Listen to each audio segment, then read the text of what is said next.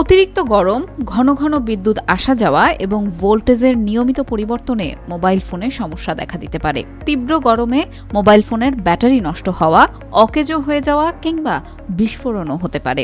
আজকে জানাবো এই লোডশেডিংয়ে এবং তীব্র গরমে কিভাবে যত্ন নেবেন নিজের মোবাইল ফোনের। মোবাইল ফোনটি যথাসম্ভব ঠান্ডা স্থানে রাখতে হবে।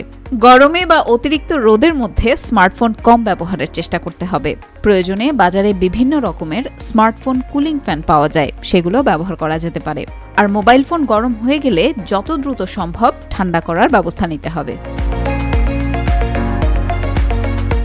মোবাইল ফোন নিরাপদ রাখতে ব্যবহার করা হয় প্রোটেক্টিভ কেস, কিন্তু অতিরিক্ত গরমে এটি ব্যবহার না করাই বেশি নিরাপদ। এতে ফোন দ্রুত গরম হয়। মোবাইল ফোন চার্জিংয়ের ক্ষেত্রে বিশেষভাবে সতর্ক থাকতে হবে, বিশেষ করে চার্জিংয়ের সময় যাদের হ্যান্ডসেট গরম হয়ে যায়। মোবাইল ফোন শতভাগ চার্জ না করাটাই ভালো সিদ্ধান্ত হবে এই সময়ে।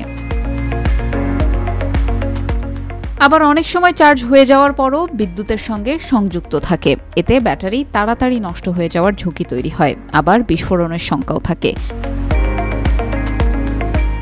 কিছু ব্যাকগ্রাউন্ড অ্যাপ স্বয়ংক্রিয়ভাবে মোবাইলে অন্য সব অ্যাপের আড়ালে চলমান থাকে। এগুলো সেটিংস থেকে বন্ধ করে দিলে বা আনইনস্টল করে দিলেও এই গরমে মোবাইলের ব্যাটারি সুরক্ষিত থাকবে।